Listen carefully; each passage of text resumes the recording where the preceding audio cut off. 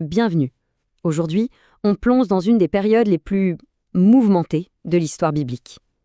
Imaginez une société sans roi, sans gouvernement central, où la seule loi, c'est celle du plus fort. C'est le monde du livre des juges. Une époque pleine de héros improbables et, il faut le dire, de chaos profond.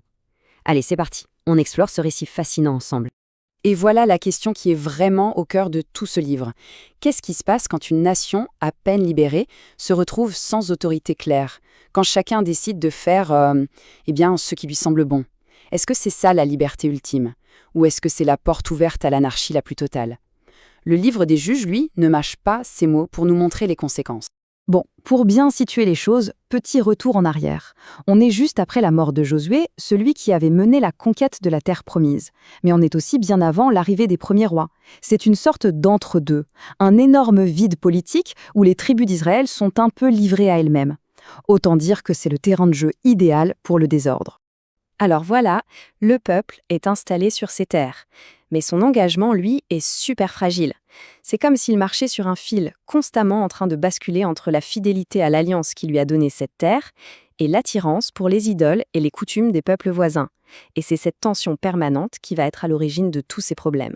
Et ce qui est fou, c'est qu'au milieu de tout ce bazar, on voit se dessiner un schéma, un mécanisme implacable, une sorte de spirale infernale qui se répète encore et encore. Une fois qu'on a compris ce cycle, on a vraiment la clé pour décoder toute cette période de l'histoire. Et ce cycle, le voilà en 4 temps. D'abord, le péché.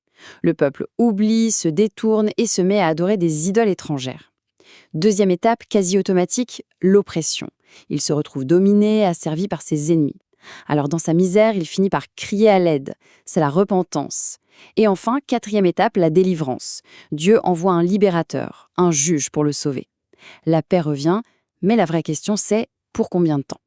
Parce que vous l'avez deviné, le cycle est reparti pour un tour. Justement, parlons-en de ces fameux juges. Ce sont eux, en théorie, qui sont là pour briser le cycle.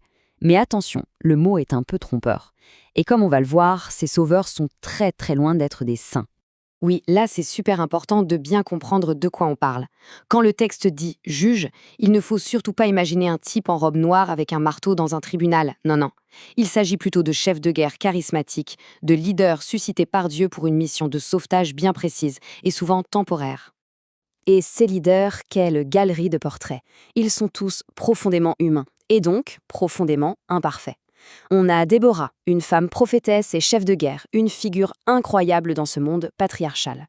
Il y a Gédéon, le héros qui ne voulait pas en être un, plein de doutes. On a Jephthé, un homme brisé par un vœu terrible. Et bien sûr, le plus célèbre, Samson.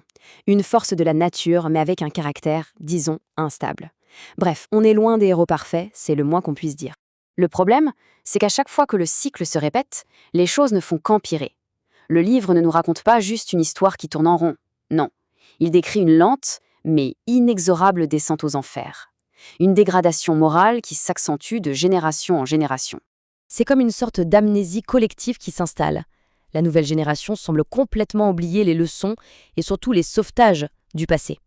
Et en se tournant vers les idoles des voisins, ce n'est pas seulement un contrat spirituel qui est rompu. C'est le ciment même de la société, ce qui faisait leur cohésion qui est en train de se désintégrer. Et puis il y a cette phrase, terrible, répétée à la fin du livre, comme un verdict qui tombe.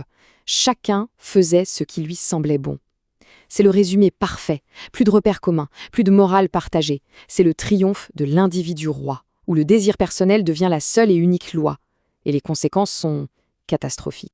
Alors, on pourrait se demander, mais à quoi bon nous raconter tout ça? Toutes ces histoires de violence, de trahison, d'échec.